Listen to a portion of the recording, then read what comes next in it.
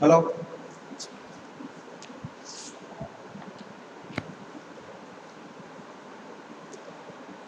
Hello. Good morning. Good morning, friends. Welcome to the course of Industrial Engineering. In the continuation of last lecture, that is plant layout, we are going to see a third type of plant layout, that is fixed plant layout. That is fixed plant layout. It is also known as static product layout. It is also known as static product layout and project layout. Okay. In beginning of the plant layout topic, we are seeing that line type of plant layout. Then next process or functional layout, and then we are moving toward fixed position layout. Fixed, sorry,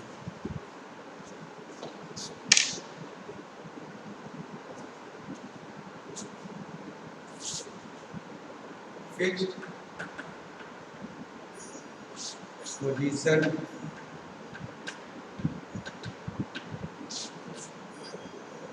layout.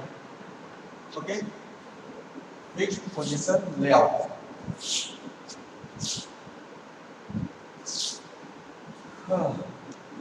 As clear from name that in this type of layout, our product kept on a fixed position and tools and different platforms are moving around the product. Why they are moving around the product? Because our product is very big. Like we are making aircraft or we are making big ships.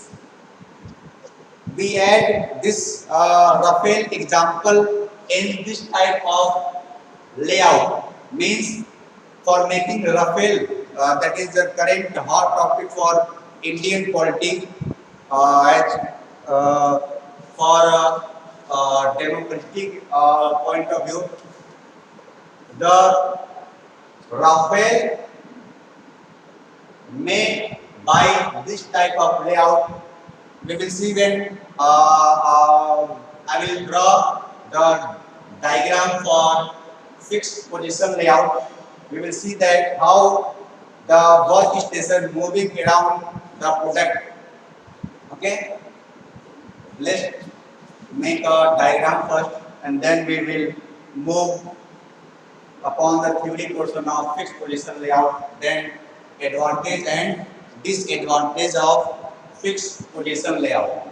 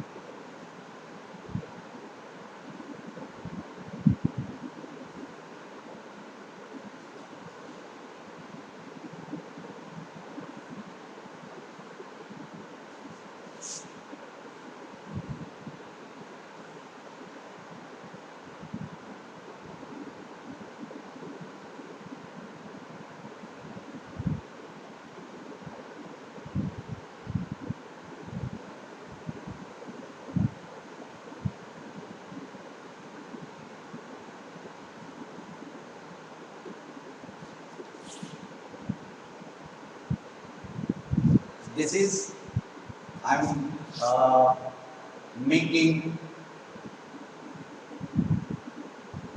Aeroplane. ठीक है, आप लोग कुछ और लग रहा होगा. ये एरोप्लेन ही है, ठीक है। आप लोग भी ऐसे एक अच्छा सा हमसे बढ़िया एक एरोप्लेन बनाएंगे, ठीक है। There's a section of material where all materials are kept. Material. Here engine.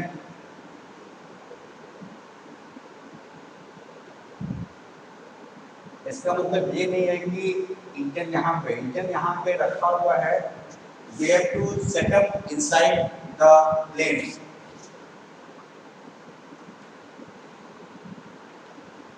Engine. Measuring instrument, different measuring instrument.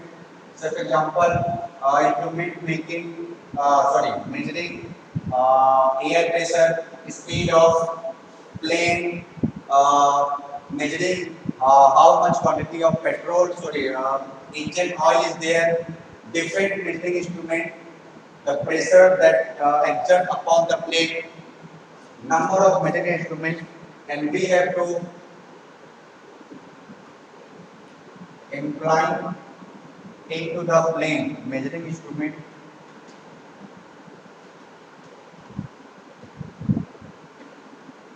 Machine. This is only a schematic diagram for your understanding purpose. Maybe there are number of sections for making the plane. ठीक है, plane बनाने के लिए एक number of section, number of department और workshop होगा, ठीक है. But all the stage or all the tools will move around the plane. ठीक है, प्लेन वहीं स्टेशनरी रहेगा, बाकी सब यहाँ पे इसके मूव करेंगे, ठीक है. यहाँ ये मशीन है, जो डिफरेंट मशीन लगने वाली है वो सब आप लोग कहाँ देखेंगे, इसमें एम्प्लॉय करेंगे. मेजरिंग इंस्ट्रूमेंट जो डिफरेंट मेजरिंग इंस्ट्रूमेंट लगा होगा, you must see the cockpit of the plane, ठीक है. प्लेन में कॉकपिट आप देखेंगे, वहाँ number of machines are there, ठीक है, number of measuring instrument are there, ठीक है. तो वो सब वहाँ पे एम्प्लॉय करेंगे, ठीक है. इंजन, ठीक है, इंजन कहाँ लग रहा है, प्रोपेलर कहाँ लग रहा है, ठीक है. तो वो सब भी हम जानते हैं. ओवरऑल इसके बारे में ओवरऑल कॉन्सेप्ट तो हम लोग को पता ही है, ठीक है. यहाँ पे मटेरियल है, जो मटेरियल नट बोल्ट स्क्रू या ये सब वो सब यहाँ पे रखा हुआ है, ठीक है. आप लोग अगर ध्यान देंगे तो ये एक ऊंचाई पे होता है और एक प्लेटफॉर्म, कई प्लेटफॉर्म होते हैं इसके किनारे किनारे, ठीक है. तो प्लेटफॉर्म किनारे किनारे होते हैं, उनका काम क्या होता है, उन प्लेटफॉर्म क्या काम पे इसके अराउंड वो मूव करेंगे, जहाँ पे जरूरत होगी वो उसके अबाउट वो मूव करेंगे. जनरली वो हाइड्रोलिक टाइप के प्लेटफॉर्म होते हैं और मूवेबल होते हैं, move by crane or move by cars. Cars means the whole setup are put on the car and car moving around the plane, ठीक है. या crane की सहायता से मूव कर रहे होंगे, जो भी इनको लीड या चिप कर रहा होगा, ठीक है. यानी पूरा सेटअप वो मूव करेंगे, किसी किनारे किनारे यहाँ इंजन लगाना हो यहाँ आ जाएंगे, फिर उसको इस साइड लगाना होगा तो सेटअप घूम के कहाँ जाएगा, इस इंजन साइड पहुँच जाएगा, ठीक है. प्लेन की विंग एक विंग लगानी तो यहाँ है, फिर घूम के जाएंगे दूसरे विंग लगाना हो यहाँ आ जाएंगे, ठीक है. कॉकपिट पे काम होगा तो कॉकपिट में हम लोग मशीन और मेजरिंग इंस्ट्रूमेंट यहाँ पे लगा रहे होंगे. किसी को मटेरियल चाहिए, टूल चाहिए, तो यहाँ पे फिर वो मूवेबल होगा, ठीक है. तो हम लोग का मोटो ये है लास्टली, ये प्लेन को बनाना, ठीक है.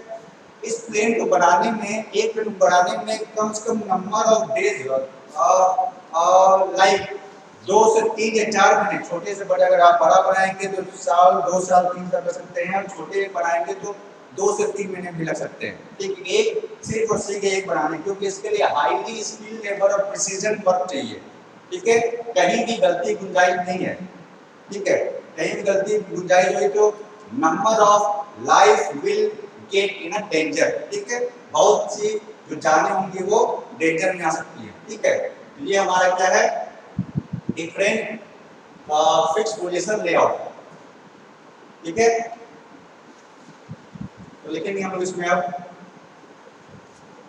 इसके बारे में तो लिखेंगे डायग्राम. आई होप सबको ध्यान दिया होगा बात करते करते, write down.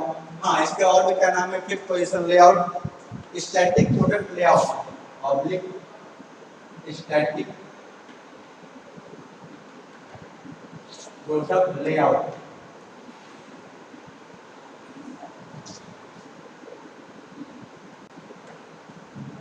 Okay.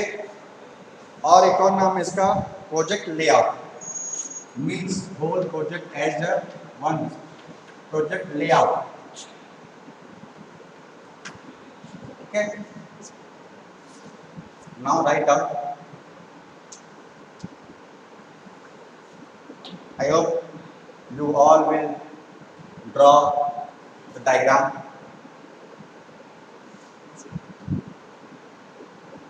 This type of layout, this type of layout is applicable for this type of layout is applicable for manufacturing huge aircraft, ship, vessels,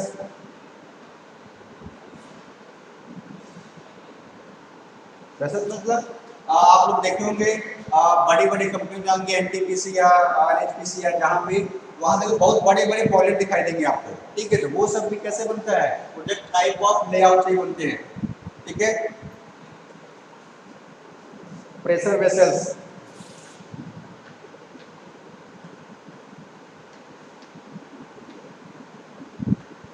ठीक है। Pressure vessel, ship vessel, pressure vessel, ठीक है। तो कैसे बनते हैं ये हम लोग इसमें फिक्स टाइप ऑफ लेआउट या स्टैटिक लेआउट या प्रोजेक्ट टाइप ऑफ लेआउट की सहायता से बनाते हैं, ठीक है। इसके लिए अलग लेआउट बनेगा, क्योंकि हम लोग को इनिशियली पता होता है कि बनाने क्या वाले हैं। जैसे बोइंग है, तो बोइंग जो कंपनी, बोइंग विमान की कंपनी का नाम है, ठीक है। तो जनरली हम लोग बोइंग के नाम से जानते हैं, ठीक है। जो बोइंग कंपनी है वो इस तरह के लेआउट का यूज करती होगी, ठीक है। एक हम लोग आइडिया हो गया, ठीक है। या जो बड़ी बड़ी शिप बनाती है, जैसे लाइक मैजेगन डॉक टाइप का, ठीक है। Mazagon dock you heard about name, ठीक है। इसका काम क्या है, जो शिप होते हैं इंडिया के लिए, ठीक है, वो बनाना, ठीक है। तो वो ये शिप बनाती है, इस टाइप का लेआउट यूज करती होगी वो, ठीक है। और क्या है, pressure vessel as the product are too big or too heavy, as the product are too big or too heavy, ठीक है। Means this type of layout are employed where the product are in the range of aircraft, ship vessel, pressure vessel और too big और too heavy, ठीक है। आगे क्या लिख लीजिए, in the continuation of the theory, for this type of product, for these type of product, it is convenient, it is convenient and economical to bring the tools, it is convenient and economical to bring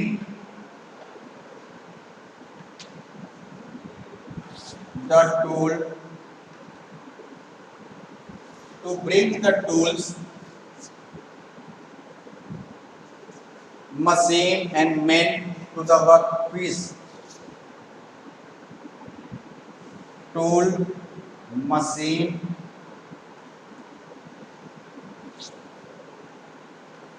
men to the workplace.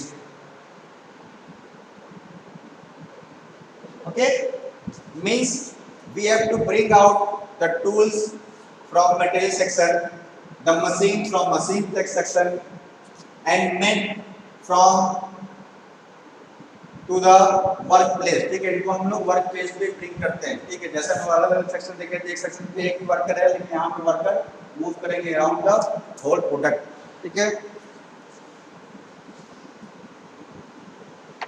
I hope you had drawn the diagram. I am rubbing it.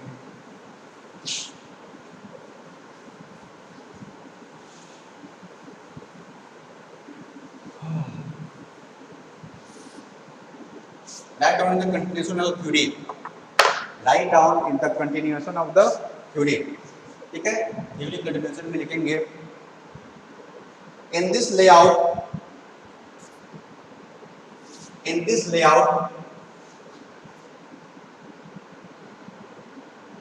men and equipment in this layout men and equipment are moved towards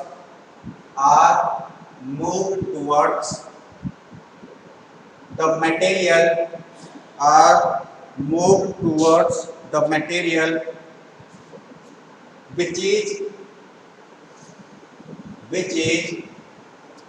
fixed at one place, which is fixed at one place,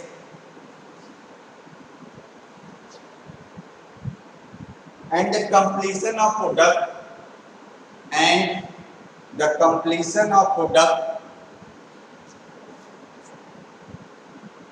takes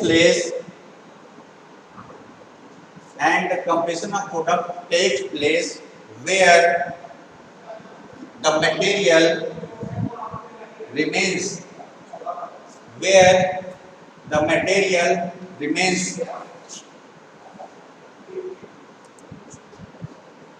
okay. Now we are able to understand what is fixed position layout, static layout और project type layout. ठीक है, हमें समझ में आ गया है. तो यह पूछेगा हम लोग से इंटरव्यू में, तो हम बता सकते हैं जहाँ पे ह्यूज मटेरियल्स और एम्प्लॉय, यानी एग्जाम्पल एयरक्राफ्ट आप दे सकते हैं, शिप वेसल्स दे सकते हैं, प्रेशर वेसल जो बॉयलर्स बनते हैं आपके एनटीपीसी के लिए. ठीक है, जो बड़ी जैसे आप कैटेगरी देखें तो उसके चिमनीज होते हैं वो बड़े होते हैं, तो उसके लिए भी हम लोग यही अप्लाई करते हैं. ठीक है, अगर आप लोग फर्टिलाइजर के आसपास जाते तो वहाँ देखे होंगे जो चिमनी बड़ी वाले बन रही है. ठीक है, वहाँ भी वो चिमनी वैसे ही स्टैटिक है और उसके अराउंड क्या हो रहा है, जो प्रोडक्ट है, जो मटेरियल है, उसको एम्प्लॉय करके उसको बनाया जा रहा है. ठीक है, तो ये हम समझ में आ गया है कि फिक्स पोजीशन लेआउट और स्टैटिक प्रोडक्ट लेआउट में क्या डिफरेंट है. हाँ, ये भी आपको दिमाग में आ रहा है सर, जैसे आप सीआई के एग्जाम्पल दिए. हाँ, कुछ जगह पे आप पूरे कंपनी में कहीं फिक्स पोजीशन लेआउट पे यूज कर रहे होंगे, कहीं पे भी you are using line layout. ठीक है, नो मैटर. ठीक है, आपका पहले से प्लानिंग होना चाहिए कि यहाँ पे हम लोग फिक्स टाइप ऑपरेशन करेंगे और यहाँ पे लाइन टाइप ऑफ ऑपरेशन करेंगे. ठीक है, लाइन टाइप. ठीक है, तो इसलिए उसके अकॉर्डिंग हम लोग फिक्स लेआउट और लाइन लेआउट का यूज करेंगे. ठीक है, राइट डाउन. अब एडवांटेज, ये जरूरी है एग्जाम में जब भी आपसे पूछा जाएगा. ठीक है, इसके बारे में तो आप स्केच बनाएंगे, सबसे पहले स्केच तो बनाएंगे, उसके बाद लिखेंगे फिर एडवांटेज एंड डिसएडवांटेज. ठीक है, ये आपको फुल मार्क्स दिलाएगा. और यहाँ पे हम इसको पॉइंट बेस्ड तो करा ही रहे हैं. ठीक है, तो पॉइंट बेस्ड होने से हम लोग को फायदा ये हो जाएगा कि एग्जामिनर को समझ में आएगा कि बच्चे को आता है. ठीक है, ग्राफ वाले में एग्जामिनर क्या करते हैं, रफ मार्किंग या एक कॉमन मार्किंग कर देते हैं. ठीक है, अगर 5 मार्क का है तो 3.5 या 4 ऐसे मिल जाता है. लेकिन जब आप लोग पॉइंट वाइज लिखेंगे तो आपको फुल मार्क मिलने की भी संभावना है. ठीक है, हम लोग जैसे जानते हैं कि अभी जो 10-12 रिजल्ट आए तो 100% टाइम रिजल्ट आया है, 100%. वो कैसे है, ऐसे ही आते हैं. ठीक है, नाउ राइट एडवांटेज.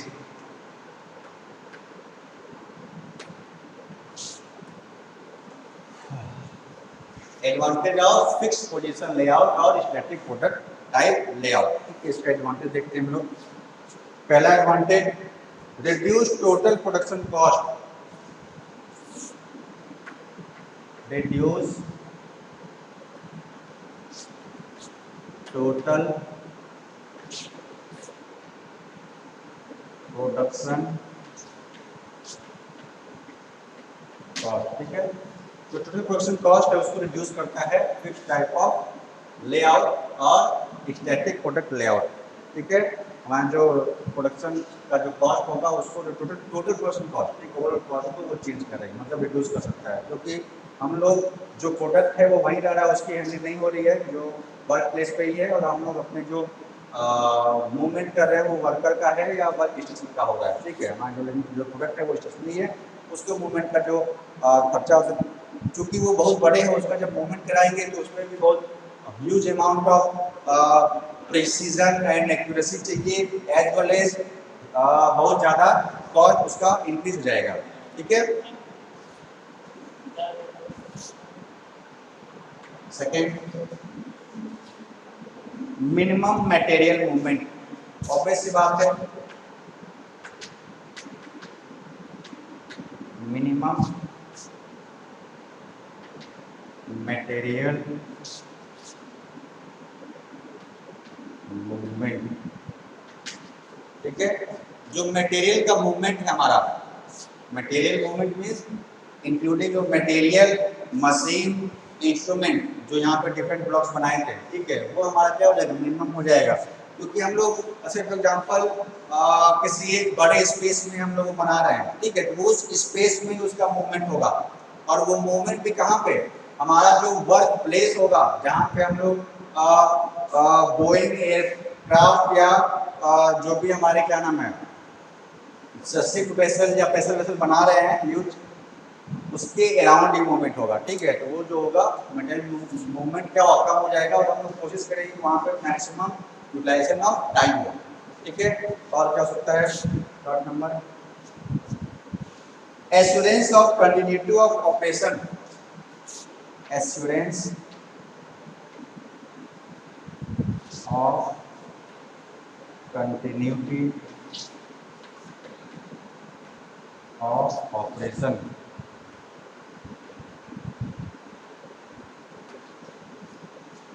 ठीक है। Because work is usually carried out by group of worker. Because कैसे एश्योरेंस दे रहे हैं, because work is always carried out by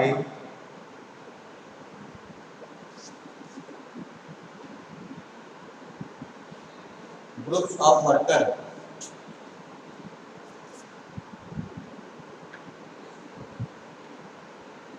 groups of worker.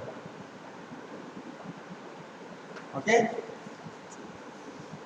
जो ऑपरेशन है, ठीक है, वो ग्रुप ऑफ वर्कर द्वारा परफॉर्म किया जाएगा। ठीक है। इसलिए जो हमारा वर्क है वो कंटिन्यूशन, यानी अगर एक भी एब्सेंट होता है, ठीक है, तो उसके एब्सेंस में और भी नंबर ऑफ इंजीनियर वर्कर होंगे, इसलिए जो वर्क होगा वो कंटिन्यूटी में होता रहेगा, कभी भी वर्क लॉस नहीं हो सकता इसमें। ठीक है।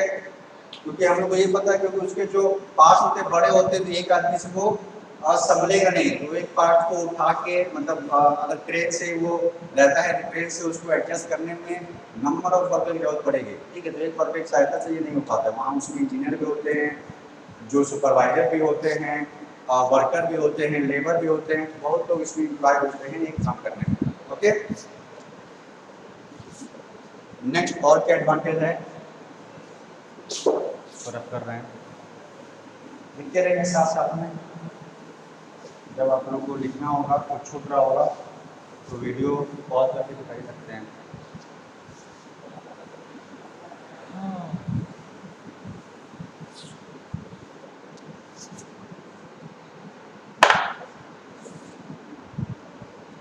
Flexibility in changing the product variety. Flexibility in changing the product variety। product variety, जो प्रोडक्ट की वैरायटी है उसको चेंज करने में फ्लेक्सिबिलिटी होगी। ठीक है। उसको चेंज करने में फ्लेक्सिबिलिटी होगी, यानी एक ही कंपनी जो बोइंग है वो एक सिंगल डेकर, जैसे प्लेन में भी, जैसे बस में आपको सुना होंगे single decker, double decker. Double decker मतलब एक के ऊपर दूसरा उसका बैठने का व्यवस्था होता है। ठीक है। मुंबई वगैरह में आप लोग देखे होंगे, वैसे प्लेन में भी होते हैं। ठीक है। Single decker, double decker. तो अगर वैरायटी चेंज करनी है किसी कंपनी को, तो वो उसमें फ्लेक्सिबिलिटी है, क्योंकि वर्क स्ट्रक्चर हमारे पास वही है। ठीक है।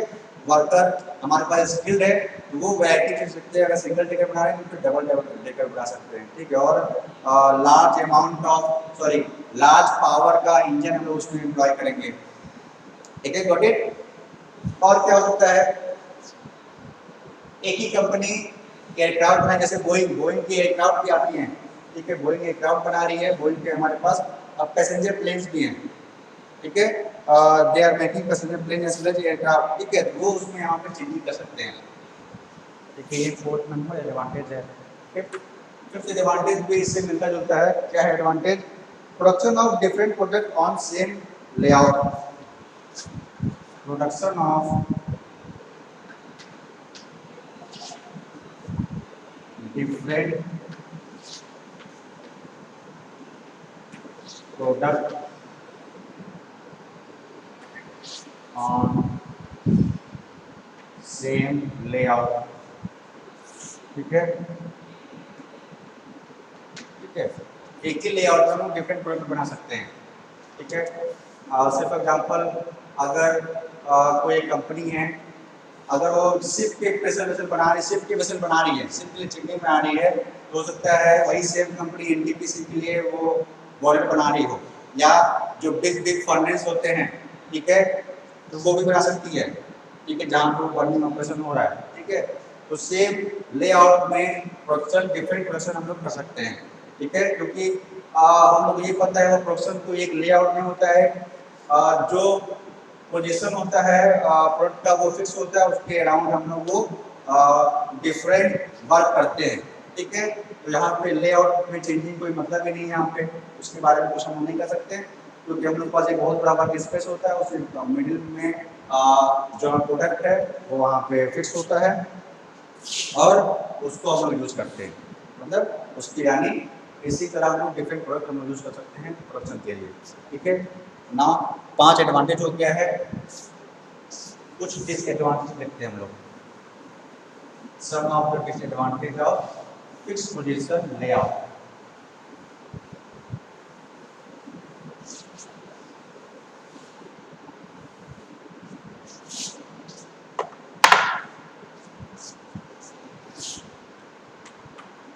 Disadvantage disadvantage of fix position layout, ठीक है। तो पहला ही है यहाँ पे डिसएडवांटेज। क्या डिसएडवांटेज है?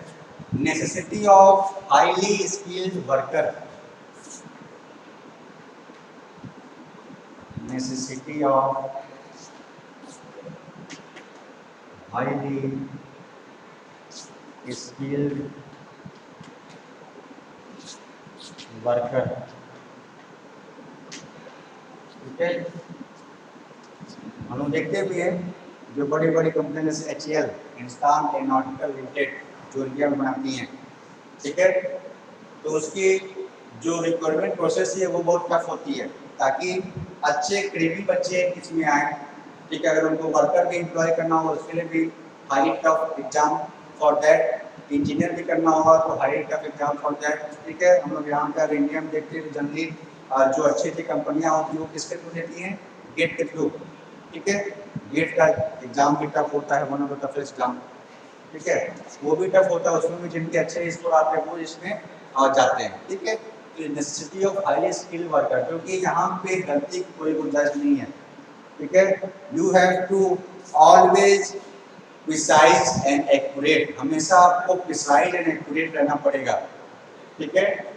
क्योंकि number of passenger life will be in danger if you are going to get tight और लूज नट, ठीक है।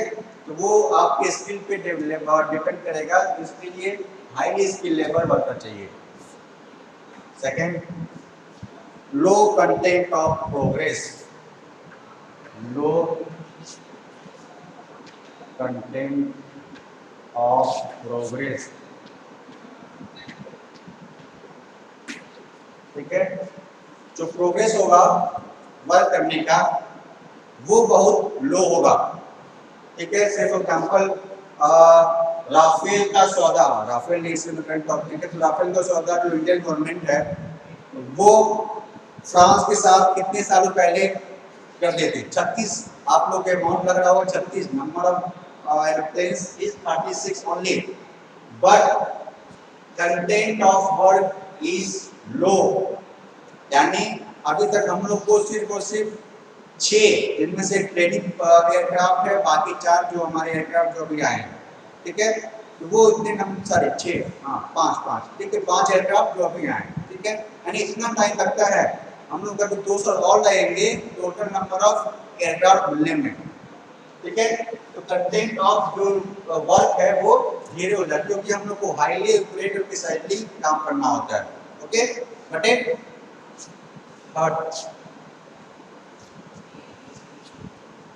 higher equipment handling cost, higher equipment handling cost,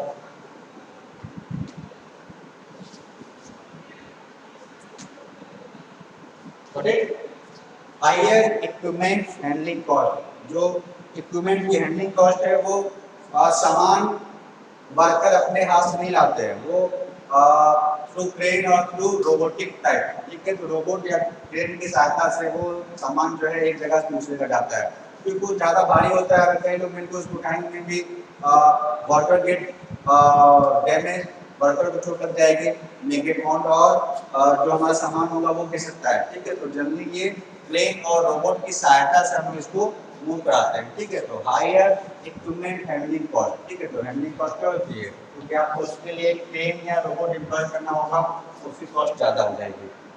और क्या है, fourth, suitable only when large items are made single, suitable only for large items are made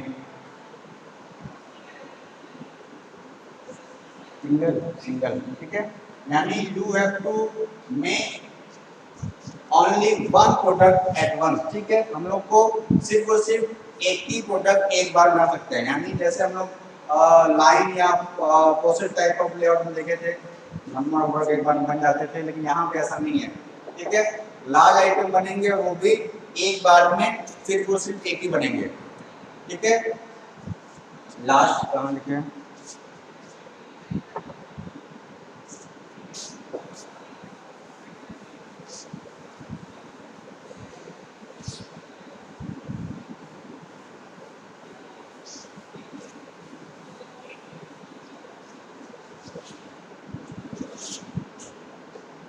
last disadvantage, low utilization of labor and equipment,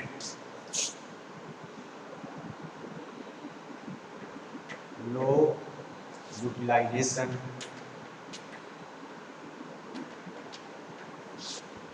of labor